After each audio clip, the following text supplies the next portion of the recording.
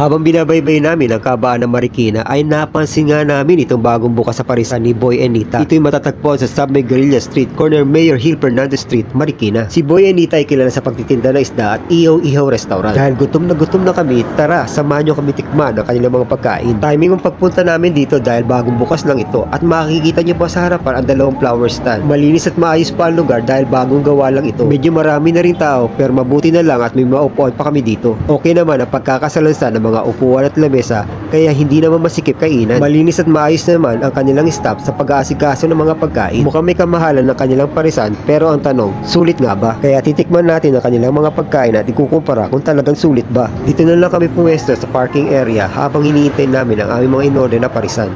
Ayan guys, titikman na namin kung masarap nga ba ang beef pares dito o sulit nga ba ang binayad namin dito.